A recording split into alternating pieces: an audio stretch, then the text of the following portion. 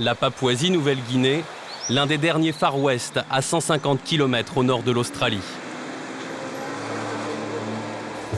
La ville de Lae est la capitale économique du pays. Ici, on préfère l'appeler la cité des nids de poules. Elle a bien triste figure avec sa chaussée défoncée, ses minibus bondés et sa misère extrême. Dans les rues, l'insécurité est omniprésente et la police inefficace. Pour faire régner l'ordre, les habitants font appel à des sociétés de sécurité privées. Ces gardes n'ont pas le droit de porter d'armes à feu, seulement des arcs et des machettes.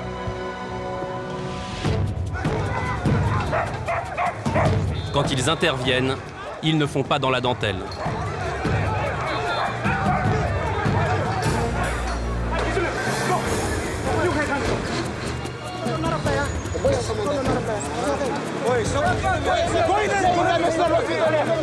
La Papouasie a un taux de criminalité parmi les plus élevés de la planète.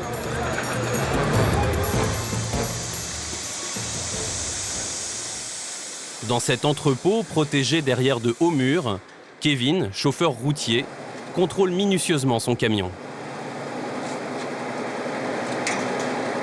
En Papouasie, une simple panne peut avoir des conséquences dramatiques.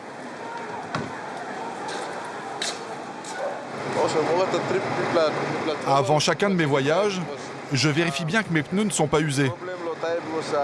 Car si jamais je suis obligé de les changer à cause d'une crevaison, des criminels peuvent en profiter pour m'attaquer. Des bandes de pillards qui en volent à son chargement. Des pâtes, du riz et d'autres produits de consommation courante. Des denrées qui coûtent cher en Papouasie. Allez, avance, s'il te plaît, avance. Mais les bandits ne sont pas son seul souci. Bon, maintenant tout est prêt. Je pense qu'on n'aura pas de problème. Enfin, sauf s'ils se mettent à pleuvoir. C'est le début de la saison des pluies et les routes de montagne peuvent devenir vraiment impraticables. La Papouasie-Nouvelle-Guinée, une île grande comme la moitié de la France, mais avec un réseau routier quasi inexistant. Seulement 3 axes, à peine goudronnés. Pourtant, le transport routier est vital pour le pays. Ici, on importe absolument tout. Les marchandises arrivent par bateau entier dans le port de Lae. Les conteneurs s'y entassent par centaines avant d'être chargés sur des camions. Comme eux, Kevin emprunte l'une des routes les plus dangereuses, la Highland Highway. Ou la route des Hautes-Terres. L'highway est impitoyable. Longue de 700 km, elle traverse des régions sauvages qui ne pardonnent aucun écart de conduite. Une route qui fatigue les hommes et détruit leurs machines.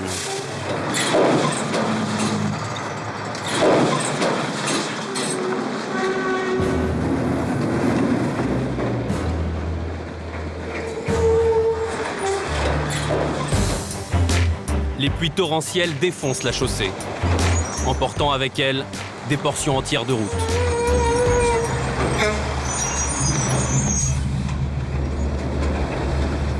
Sur les hauteurs, les bancs de brume piègent les conducteurs. La nuit, des bandits de grand chemin rançonnent les voyageurs. En dehors de la highway, des pistes à peine praticables.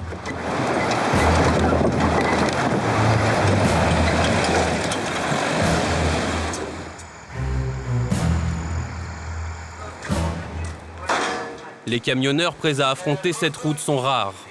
Alors les compagnies n'hésitent pas à les payer très cher. Kevin gagne 1 200 € par mois, 4 fois le salaire d'un professeur. Son employeur lui fournit aussi son logement, une belle maison dans un quartier coté, où il vit avec sa femme et ses 4 enfants. Vous voyez souvent vos enfants ?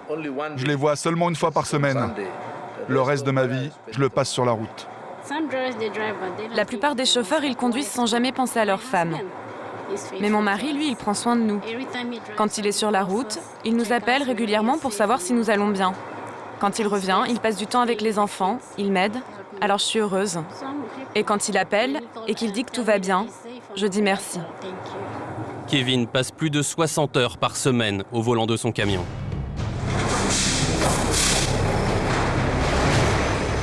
Au lever du jour, il prend la route pour Kundiawa, une ville perdue dans les montagnes. Mais son voyage commence mal. On est parti en retard. On aurait dû décoller vers 3 h du matin. Les vitres de la cabine sont solidement grillagées. Sur l'highway, c'est indispensable.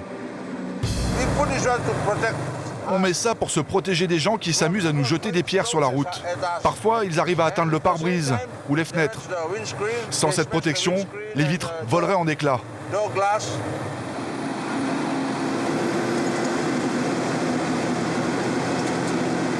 Avant d'attaquer la montagne, Kevin doit faire le plein de Bethel. Ces noix sont de puissants excitants. Il en consomme une 50aine par jour. Un allié contre la fatigue, mais aussi une drogue dont les chauffeurs sont tous dépendants. On mâche du Bethel pour rester éveillé et surtout pour avoir de l'énergie afin de tenir jusqu'au bout de la route. En Papouasie, la consommation du Bethel, c'est tout un cérémonial.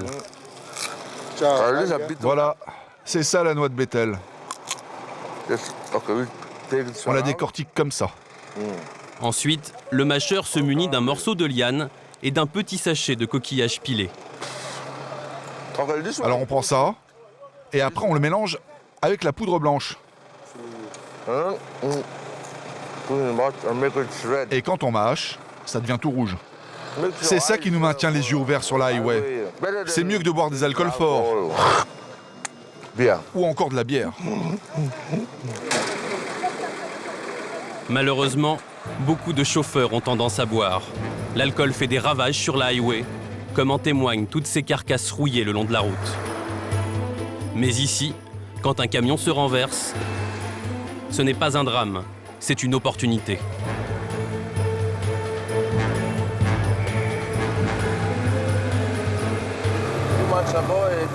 Il y a 2 mois, il y a eu un accident ici. Les gars de Young Creek sont venus et ils ont défoncé le conteneur à coups de hache. Et ils ont volé toute la cargaison. Nous sommes dans une zone encore sauvage. Il y a seulement 50 ans, les tribus guerrières de ces montagnes vivaient totalement coupées du monde.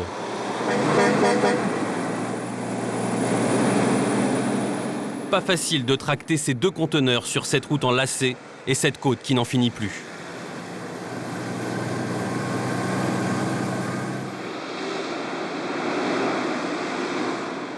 Kevin fait tout pour ménager son moteur, alors que la route se dégrade toujours un peu plus. Les parties goudronnées deviennent rares.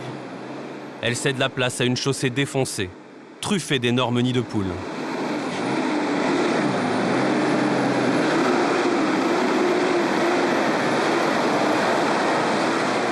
C'est le pire passage ici? Pas encore, pas encore. La partie qui nous attend là-haut est terrible. On va vraiment être secoué dans tous les sens.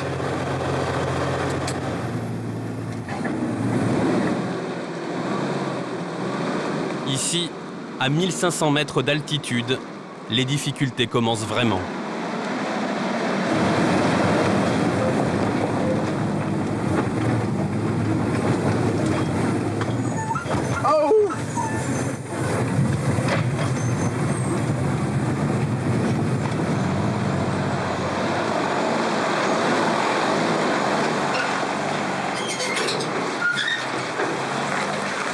Arrivé au premier col, il faut maintenant affronter la brume.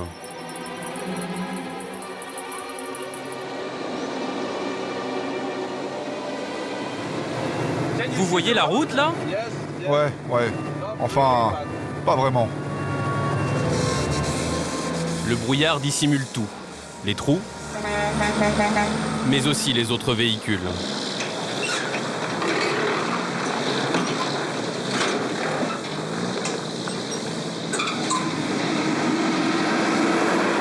Dans la descente, la brume se transforme en pluie. La route devient alors extrêmement glissante.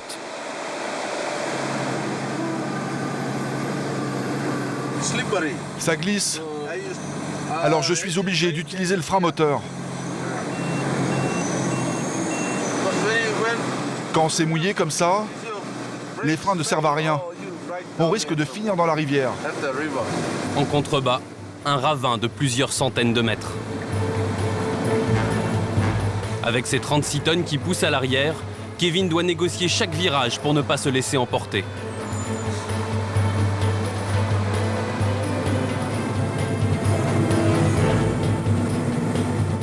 Cela fait plus de 8 heures qu'il n'a pas lâché le volant. Il a du mal à rester concentré.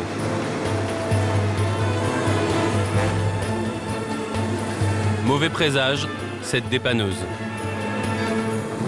Ah, il faut que je lui demande s'il y a un problème. Qu'est-ce qu'il se passe là-haut? Ça passe avec mon camion? C'est boueux. Tu vas où? Je vais à Congo. Congo? La montée, c'est glissant, hein? Ok, je vais faire gaffe. Congo, c'est le nom de cette côte, la toute dernière avant la ville de Koundiawa, sa destination finale. Quand il pleut, elle se transforme en patinoire. La route est mauvaise. Enfin, très mauvaise. Les jours de pluie, c'est toujours comme ça. On peut vite déraper et partir dans le décor. Vous vous arrêtez pas là? Non, Impossible? non, impossible. Seule chance de passer, mettre les gaz et prendre un maximum d'élan. Hélas, le camion est trop chargé. Si je m'arrête maintenant, ça sera trop dur de repartir. Je serai obligé de redescendre en marche arrière et il faudra tout recommencer. Kevin finit la montée, le pied au plancher. On a eu de la chance. Heureusement, c'est fini. Il vient de parcourir 400 km en 10 heures. Ça y est, on est arrivé à Koundiawa. Direction le supermarché de la ville.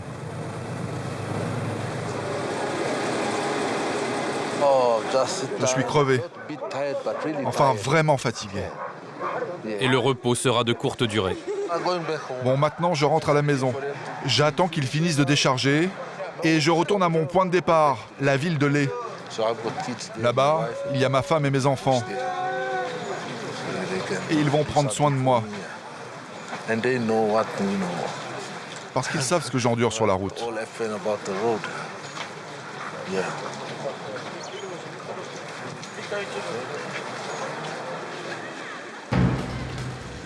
Le chauffeur repart pour 10 nouvelles heures de route en sens inverse.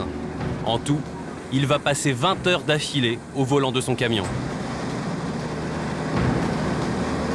Il est près de minuit quand Kevin tombe sur un barrage. Un arbre gît au milieu de la route. Autour, des hommes armés de machettes.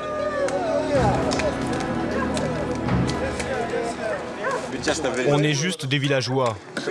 On dégage l'endroit pour que les véhicules puissent passer. Car avec les fortes pluies d'hier, cet arbre est tombé. Si on fait pas ça, vous seriez obligé d'attendre les ouvriers de la province. Ça prendrait bien 6 à 8 heures avant qu'ils arrivent. Bien sûr, tout travail mérite salaire. Et la bande n'est pas prête à travailler gratuitement. Pour nettoyer cette route, bien sûr, on va demander de l'argent. Les gens nous payent et après ils peuvent passer. Kevin, lui, n'est pas vraiment dupe. À mon avis, c'est eux qui ont fait tomber l'arbre sur la route. Difficile en effet de croire que cet arbre est tombé tout seul. D'ailleurs, une fois la voie dégagée, la bande montre son vrai visage. Le racket commence.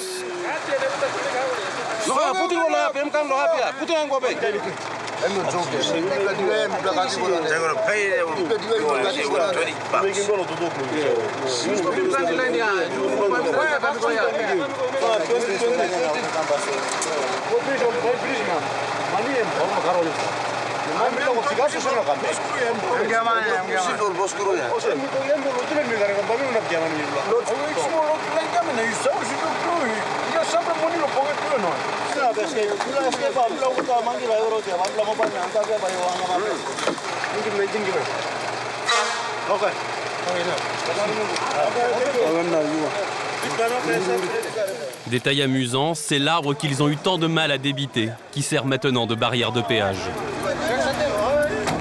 Voilà les flics. Restez tranquilles, les gars. Heureusement pour les coupeurs de route, les policiers n'ont pas l'air de vouloir faire du zèle. On va aller parler aux villageois. Et s'ils demandent de l'argent, on va leur dire de ne pas faire payer trop cher. Moins de 2 €, ça serait bien. Si les policiers ferment les yeux, c'est qu'ils veulent avant tout éviter les débordements. Ce soir, personne ne s'en prend aux passagers, alors pour eux, ce n'est qu'un incident mineur. Ouais, puis on ne demande pas grand-chose, hein. On demande que 5 €. Ouais, on ne viole pas les femmes comme à Ouabag. Les autorités finissent par quitter les lieux et le racket continue. Après 3 heures d'attente, c'est enfin au tour de Kevin. J'ai seulement 2 € sur moi. S'ils les prennent, c'est bon. Sinon, je vais dormir ici. T'as combien?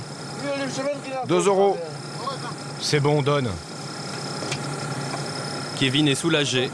Ce soir, il ne dormira pas sur place. Et il n'a même pas eu à négocier.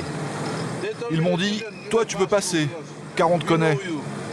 Mais ils connaissent surtout la compagnie pour laquelle ce chauffeur travaille. Ici, même les bandits évitent de s'en prendre au camion vert de la TNA, une société connue et respectée dans toute la région. À sa tête, un Français, Gérard Philippe. Installé depuis plus de 20 ans en Papouasie, il a fait fortune grâce à la highway.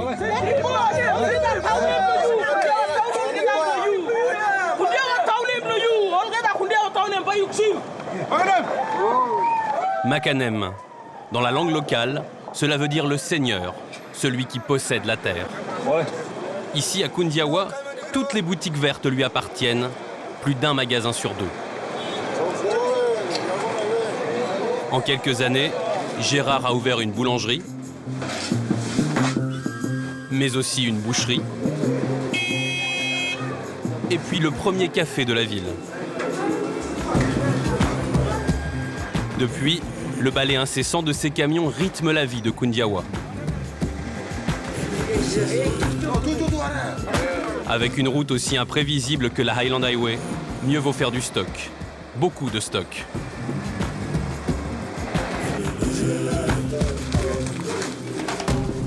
Tout dépend du transport routier. Tout vient par la Highway. Si le transport routier n'est pas là, tout s'arrête. Surtout dans la saison des pluies, quand il y a des glissements de terrain. La route est fermée pour 3-4 jours, c'est une semaine. On a eu un grand glissement de terrain ici il y a 2 ans. La route était fermée pour 1 mois. Gérard ne se limite pas à la petite ville de Kundiawa. Il alimente toute la région et ses 300 000 habitants.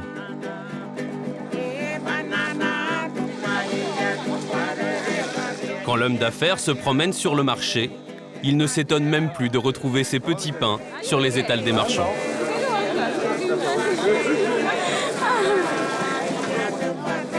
La plus grande réussite de Gérard, c'est son supermarché, du jamais vu dans cet endroit isolé. Les Papous découvrent la société de consommation et ils en redemandent. C'est bon pour les affaires de Gérard, qui n'a plus un instant de répit. Okay. So you've got 2 empty containers at the warehouse, huh? Hey, you sleep or you drunk or? Dans l'arrière-boutique, des jeunes femmes comptent la recette des derniers jours. Voilà ce que rapportent les 7 commerces de Gérard. Ça peut aller jusqu'à 1 million ou 1,5 million, quelque chose comme ça. On fait le convoyage de fonds nous-mêmes avec la voiture. Il y a un peu de tension là quand tu dois faire ça, quoi. Oh, on prend nos mesures de sécurité nous-mêmes. Hein.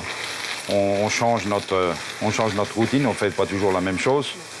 Et puis, on garde nos yeux ouverts. Garder les yeux ouverts ne suffit pas. On se prépare quand on va là-bas. Gérard garde son semi-automatique chargé et prêt à tirer.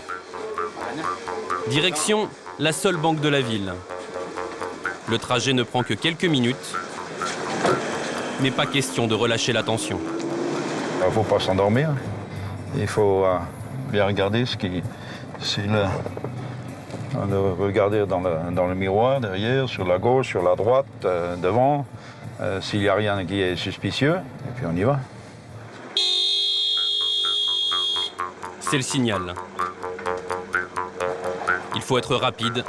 L'argent est aussitôt mis en lieu sûr.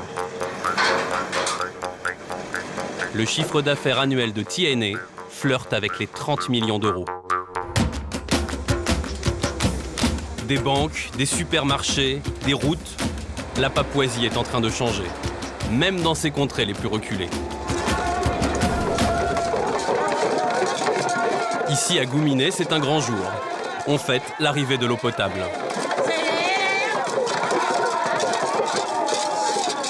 Ministres, gouverneurs, préfets, tous les officiels ont fait le déplacement pour célébrer l'événement. Parmi eux, Gérard.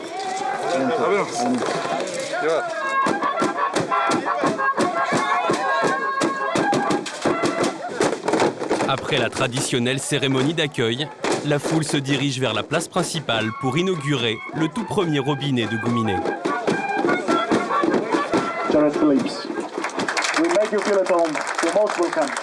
Gérard a droit à tous les honneurs.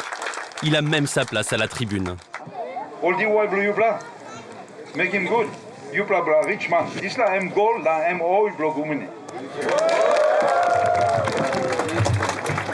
Declare him this is our water supply, and we hope now. Thank you.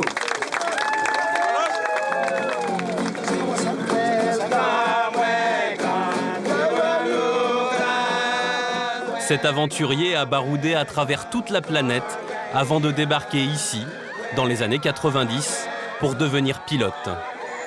Pendant 16 ans, il a survolé le pays, bravant la mort aux commandes de son avion. Viens voir la vue, là, ici. C'est une vue extraordinaire. Tous ces endroits-là, j'ai volé partout, entre toutes ces montagnes, tous les jours. Il ne faut pas pousser la chance. Donc, je crois que 16 ans, c'était assez. Puis j'ai enterré des gens qui ne sont pas arrêtés, parce que c'est une matière de statistique. Hein. Un jour, quelque chose va arriver.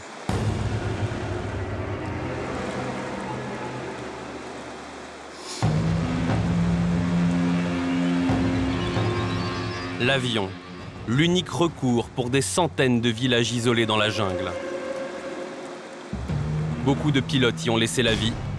Les carcasses de leurs appareils gisent un peu partout, comme de sinistres avertissements. Le climat tropical est imprévisible. À tout moment, les conditions météorologiques peuvent se détériorer. Mais il y a toujours quelques têtes brûlées pour affronter le ciel de Papouasie.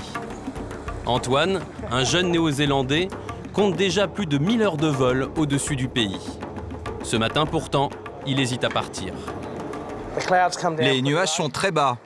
Il y a de la pluie et la visibilité est faible dans ce coin-là. C'est très difficile d'y aller, surtout quand il faut piloter sous la pluie. Et avec ce gars ici, le directeur des opérations, on va devoir prendre une décision si on y va ou pas. On attend les informations des contrôleurs aériens. Et si la pluie continue? Oh, ça je ne sais pas. Ce n'est pas un super endroit où voler par mauvais temps. On a la radio ici, alors on peut appeler tous les postes dans les montagnes et avoir des informations sur le temps. Mais le service météo ici n'est vraiment pas terrible. Et vous pensez pouvoir voler ou pas? Oh, probablement. À la première éclaircie, Antoine tente l'aventure.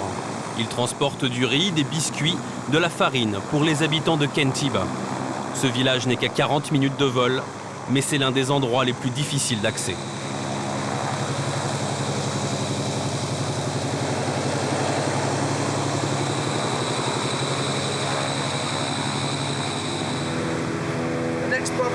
Le problème, ça va être de réussir à passer cette chaîne de montagnes qui se dresse en face de nous. C'est un passage vraiment dangereux, surtout par mauvais temps. Le risque, ce sont ces nuages qui s'amoncellent juste au-dessus des montagnes et masquent les reliefs. Quand il y a une succession de montagnes et de vallées comme aujourd'hui, il y a toujours un risque de collision. C'est la seule chose. Il faut prendre en compte la météo et l'état des pistes d'atterrissage. Et dans ce cas, il n'y a rien à craindre. Enfin, à part s'écraser. Il y a beaucoup de crashs dans ce pays. Sous les nuages, la visibilité est bonne. Antoine se faufile entre les crêtes. Cette minuscule bande de terre au loin, c'est la piste de Kentiba. Il a plu ce matin, le terrain est boueux et glissant. À tout moment, l'avion peut partir dans le décor.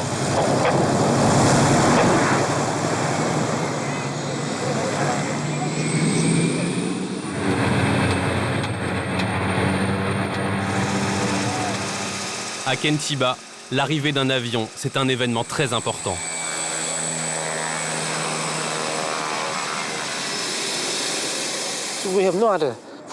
Nous n'avons pas d'autres moyens de transport, seulement l'avion. Nous n'avons pas de route pour des voitures, des bus ou quoi que ce soit d'autre pour descendre de la montagne. Ici, nous sommes totalement isolés. La plupart des gens ne sont même jamais montés dans un véhicule. Ils ne se sont jamais assis dans une voiture ou dans un bus. Ici, bien sûr, aucun hôpital. Il n'y a que Sami, le seul infirmier pour toute la région. Quand quelqu'un est gravement blessé ou malade, si c'est une urgence et que la personne peut mourir, on les amène à Kentiba. Ici, c'est le seul endroit où un avion peut atterrir et récupérer le malade. Si le vol est retardé, alors le malade meurt. Encore faut-il que le malade puisse s'offrir le billet. Il coûte près de 120 €. Ici, la plupart des habitants vivent avec moins de 30 € par an. Antoine ne sera resté que quelques minutes. Une autre communauté l'attend ailleurs, sur une autre montagne.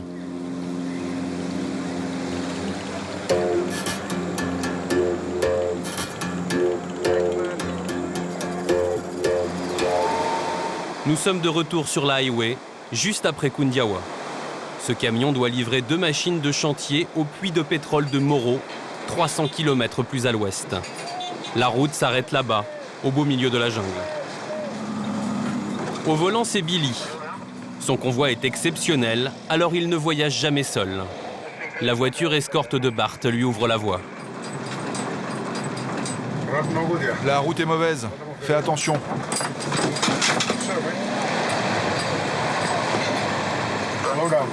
Ralenti. Sur l'highway, tous les chauffeurs se connaissent. Un routier prévient Billy par radio qu'il y a un problème plus loin sur la route. Mais enfin, la route est bonne. De quelle route bloquée tu parles? Billy, ils disent quoi? La route est abîmée ou pas? Ouais, ils parlent de problème à Copenhague. On y est dans une demi-heure, on verra bien. Juste avant Copenhague, une voiture de police est là pour arrêter les camions. Billy va aux nouvelles. Sur toute une partie de la route, il y a un gros trou. Un énorme trou en fait. Alors pour les gros camions, c'est impossible de passer. Ils ne peuvent pas. En plus, s'il y en a un qui se renverse, il bloquera toute la circulation. Pour l'instant, le véhicule de Billy va devoir rester ici. D'autres camions sont déjà arrêtés près de ce petit café en bord de route. Une aubaine pour les tenanciers. Je vends du café, des biscuits, du bétel, des clopes. Dans cet endroit reculé, on n'a pas beaucoup l'occasion de s'amuser. Pour les hommes du village, c'est aussi l'occasion de se faire un peu d'argent en surveillant les camions. Il y a beaucoup de voleurs dans la région. Nous sommes les propriétaires de cette terre. Ici, c'est chez nous. On fait la sécurité. S'ils viennent ici pour voler, on les coupe en morceaux. Bart et Billy laissent leur camion sous bonne garde et filent constater l'état de la route. Salut. Oh là là, ça va être dur de passer, regarde ça. Oh merde. Pour les minibus, c'est déjà dur, mais pour nous, ça sera impossible. Au milieu de la chaussée, une tranchée boueuse. Mais pas question de faire demi-tour sans un ordre officiel.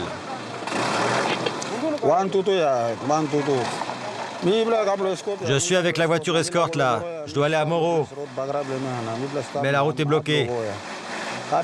Difficile d'y aller, il y a un trou et une montée beaucoup trop glissante. Mon camion ne passera pas.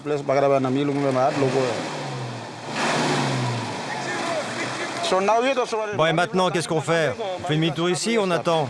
Les ordres sont stricts, pas de demi-tour. Ok.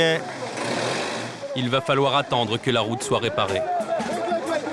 Les minibus remplis de passagers, eux, refusent de patienter.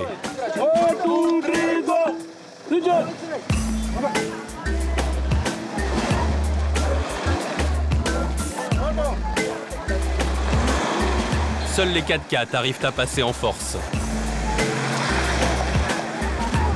À défaut de 4 roues motrices, les autres véhicules peuvent compter sur les bras des hommes du village voisin.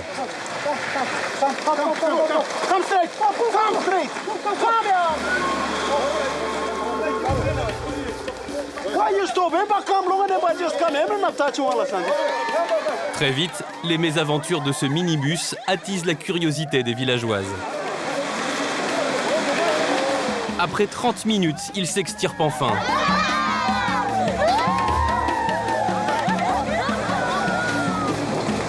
Ces véhicules sont le seul moyen de transport collectif en Papouasie.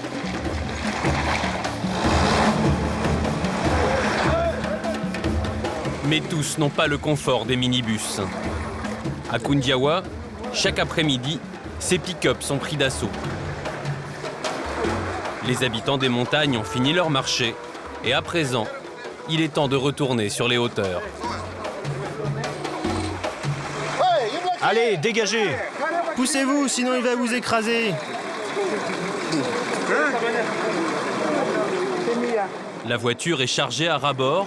Pourtant, Paul, le conducteur, s'apprête à attaquer le plus haut sommet de Papouasie, le mont Willem. Les jeunes chauffeurs, ils ont peur de venir ici. Ils conduisent sur la highway, mais ici, en haut, jamais. C'est dangereux.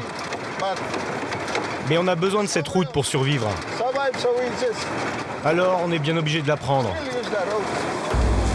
Cela fait plus de 20 ans qu'il fait tous les jours le même trajet avec son fidèle pick-up. Et si le levier de vitesse bouge tout seul, ce n'est pas pour autant une boîte automatique. La voiture est à l'image de la route, vieille et défoncée. La route abîme la voiture. Les trous, la pluie, les glissements de terrain. Le gouvernement ne fait rien. Tu sais, en Papouasie-Nouvelle-Guinée, nous sommes un pays corrompu. Tout le monde s'en fout de cette route.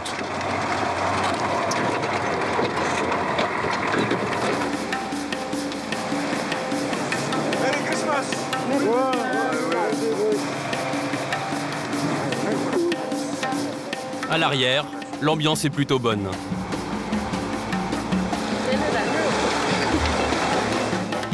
De toute façon, les passagers n'ont pas vraiment le choix.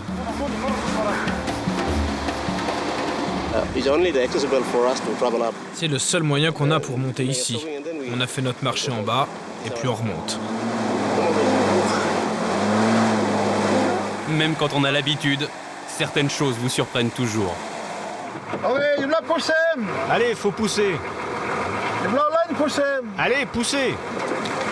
En cas d'embourbement, les clients sont mis à contribution.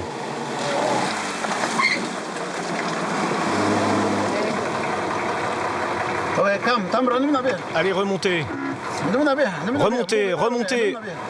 On repart tout de suite. Avec tout ce monde à l'arrière, Paul consomme beaucoup d'essence. Alors, comme il n'y a pas de petit profit, il préfère lâcher son vieux taco en roue libre dans les descentes. Quand on descend la pente, si les freins lâchent ou qu'on perd une roue, la voiture devient incontrôlable. On peut quitter la route et finir tout droit dans le précipice. En jouant à ce jeu-là, de nombreux chauffeurs ont fini leur course au fond de ce ravin, avec tous leurs passagers.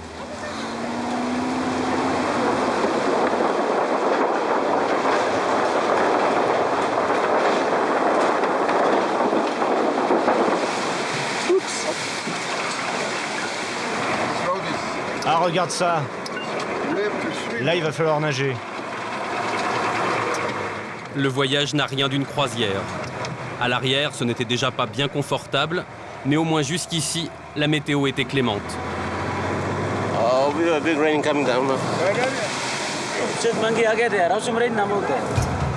En altitude, la température chute très vite. Le froid s'installe avec cette pluie qui détrempe tout. Les passagers, comme la route.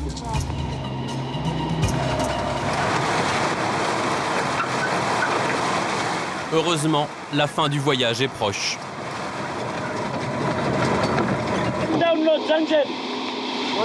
Allez, descendez. Le pick-up aura mis plus de 3 heures pour parcourir seulement 50 km.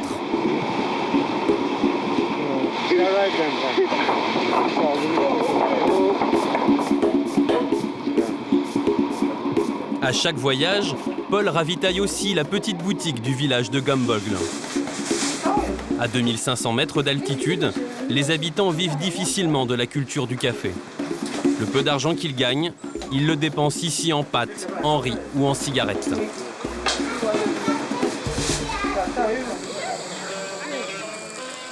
Plus bas dans la vallée, nous retrouvons Billy. En attendant que la route soit réparée, il a garé son camion dans son village. Ce soir, il dormira en famille. Dépêchez-vous de faire à manger, Billy est arrivé. T'as dit aux gamins de cuisiner ou pas? Non, j'ai dit aux femmes, elles reviennent des champs et du marché. Dépêchez-vous, faites-nous à manger. Ah mon frère, ça fait vraiment plaisir de te voir. Je vois ma femme, mon frère ici, ma mère. Tous les membres de la famille sont là. Je me sens entouré. Je me sens vraiment bien. Ils prennent soin de vous? Ouais, beaucoup, regarde. Ils sont tous en train de me préparer à manger. Billy ne sera pas le seul à déguster ce festin. Tout le voisinage va profiter des largesses du chauffeur rentré au bercail. Quand je reviens ici, je leur donne de l'argent. Je les aide financièrement. Tout ce dont ils ont envie, je leur offre. Pour rapporter cet argent à la maison, Billy prend beaucoup de risques. Tiny, sa mère, est la première à se faire du souci. Je m'inquiète beaucoup. Quand il va aller, je reste debout et j'arrive pas à dormir. Je pense au Rascal, vous savez, ces bandits qui peuvent l'attaquer, le blesser ou même le tuer. Je pense aux accidents, à son camion qui peut se renverser ou tomber dans un ravin. C'est seulement quand il m'appelle pour me dire qu'il est bien arrivé que j'arrive enfin à trouver le sommeil. Il y a toutes sortes de dangers sur la route. Par exemple, si un jour, un autre chauffeur de la société renverse quelqu'un sur la route, ça devient risqué pour moi. Les gens vont m'accuser d'être responsable et quand ils me verront passer, ils vont m'attaquer avec une hache ou une machette en me disant « C'était toi ». J'aurais beau leur expliquer, ils me feront taire, ils me tueront. En Papouasie, être chauffeur routier, c'est vraiment très risqué. Pas question de s'appesantir sur ce sujet. On préfère se raconter des histoires. Ah, tu aurais dû voir ce film, salopard. Un super guerrier, mec. Rambo chope sa grosse mitraillette, il grimpe sur la voiture, et là, ta. Mec, il tire comme ça. Et ouais, mec, ça dépote. À quelques kilomètres, la guerre n'est pas une fiction. Pour une femme ou une terre, les villages entrent en conflit régulièrement. En Papouasie, les guerres tribales sont une tradition. Seulement aujourd'hui, les combats sont beaucoup plus meurtriers. Avant, on se battait avec des lances, des arcs et des flèches. Quand on était blessé, on pouvait les retirer. Aujourd'hui, on se tire dessus avec des fusils. C'est beaucoup plus dangereux. Avant, c'était une sorte de jeu. À présent, il y a beaucoup trop de morts. Ces hommes sont en guerre depuis 3 mois. Leur camouflage peut prêter à sourire, mais leurs armes n'ont rien d'amusant. Ces derniers jours, elles ont causé la mort d'une dizaine de personnes. On a des R-15, on a aussi des M16, des armes faites maison, des lances, des haches et des machettes. Ces armes sont obtenues en échange du hashish que ces villageois cultivent illégalement. Quand les ennemis arrivent, moi je fais comme ça. Comme ça. Le reste de l'arsenal est fabriqué de manière artisanale. C'est nous qui fabriquons ces armes. Le tuyau vient d'une remorque de camion. Il a exactement le même diamètre qu'une balle de M16. On met la balle ici et on referme comme ça. On tourne le tuyau pour bien bloquer le canon. Quand on tire, la balle part et le tuyau reste. Pillage, viol, lynchage.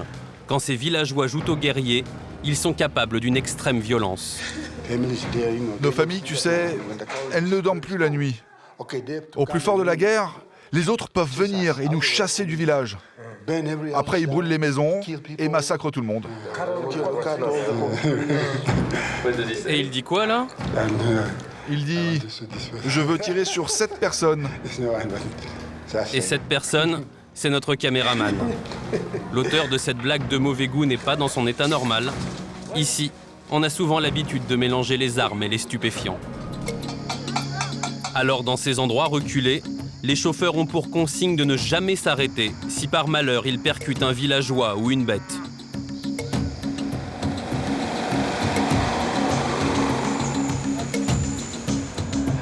Billy a repris son voyage et il a mis le turbo. Il est resté bloqué 3 jours et doit maintenant rattraper le temps perdu.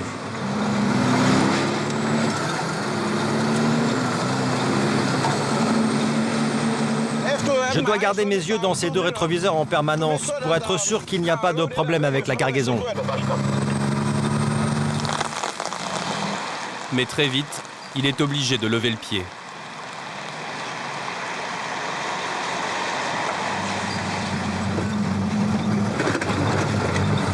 Et qu'est-ce qui fait le plus mal? Ah, ma colonne vertébrale et mes testicules. Je dois toujours mettre quelque chose en dessous, ma serviette par exemple, pour les caler. Avec tous ces nids de poules, ça secoue fort de haut en bas et je dois les protéger bien comme il faut. Alors tu sais, quand mes bijoux de famille s'entrechoquent comme ça, ah, ça fait mal. Mais il n'y a pas que le chauffeur à être malmené. À l'arrière, les 2 machines sont de plus en plus secouées.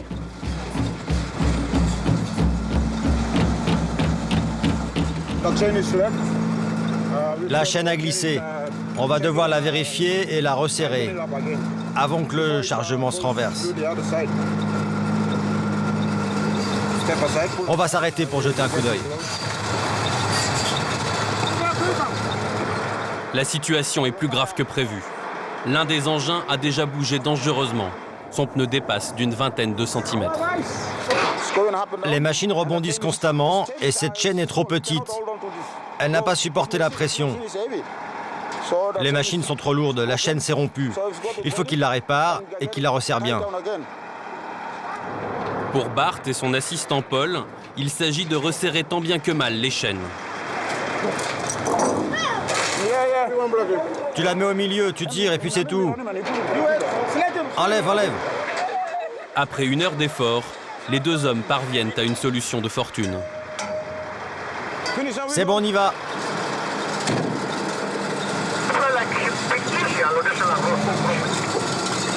Maintenant, notre chargement va bouger comme ça. Si on va trop vite, il va tomber. C'est pour ça qu'il va falloir être très prudent et conduire tout doucement.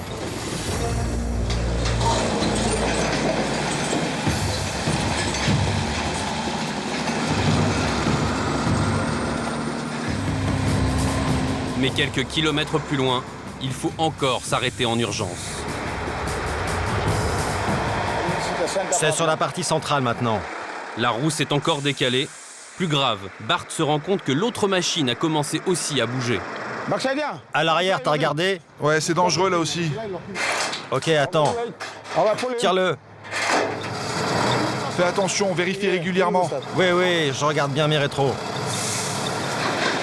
Moreau et ses puits de pétrole ne sont plus très loin, à peine 3 heures de route, mais à tout moment, le chargement peut basculer. Faudrait pas que les chaînes cassent. On serait vraiment dans la merde. Allez, t'inquiète pas, on arrive bientôt.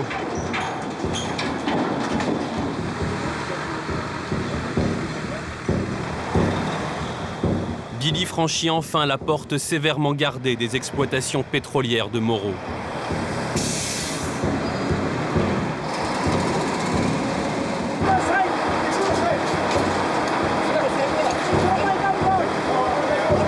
C'est du lourd, mon pote, ça. Va falloir une sacrée grue pour décharger tout ça. Pour Billy, le travail s'arrête là. Je me sens mieux maintenant. Tout est en sécurité. Ce voyage de 700 km devait lui prendre 3 jours. Il aura duré plus d'1 semaine.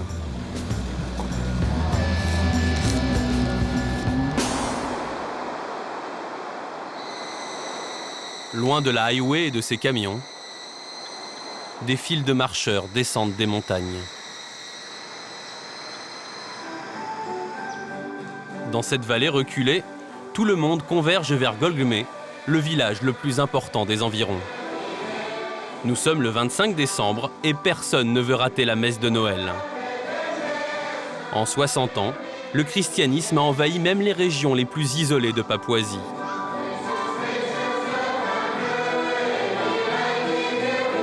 C'est le père Matthew qui se charge de l'office.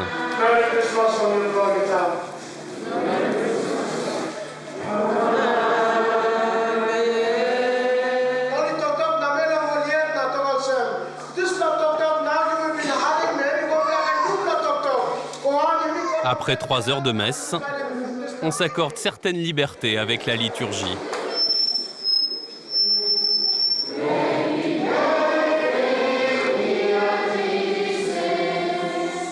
Comme tout Père Noël qui se respecte, celui-là n'est pas venu les mains vides. Tout le monde l'attendait pour une distribution générale de sucettes.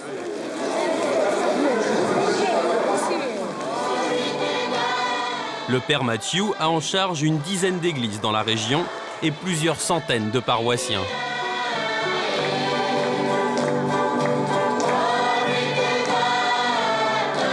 La messe prend fin, mais pour l'ecclésiastique, pas question de repos. Là, je dois mettre de l'eau dans le réservoir. Il se prépare pour sa grande tournée des paroisses.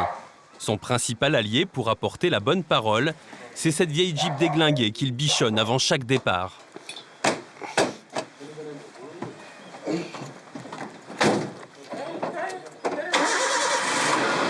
Les pistes qu'il emprunte toutes les semaines, personne d'autre que lui n'ose s'y aventurer.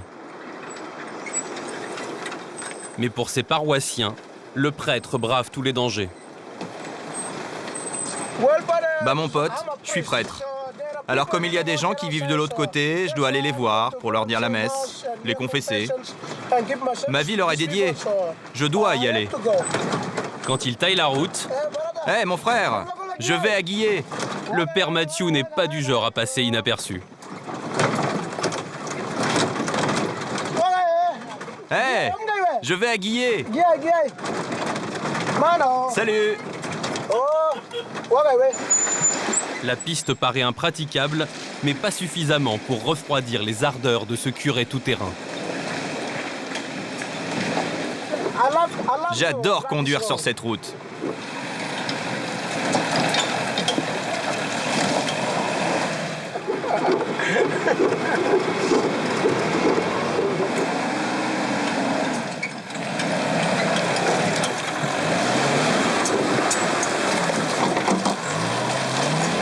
Au volant, le père Matthew jubile. C'est quasiment du sport maintenant. Et c'est excitant en même temps.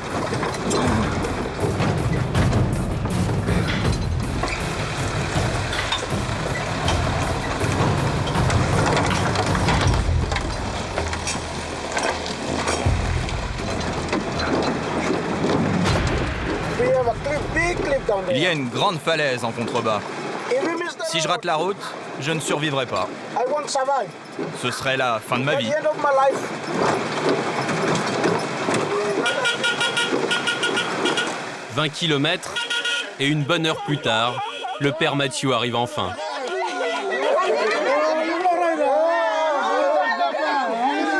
Personne ne passe jamais par ici.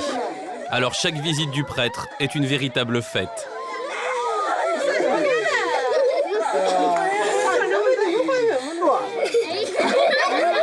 Oh, c'est ton chien, ça?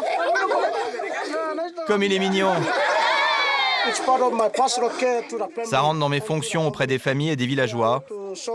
Je dois leur montrer que je suis là s'ils ont la moindre demande ou la moindre réclamation ou quoi que ce soit à dire.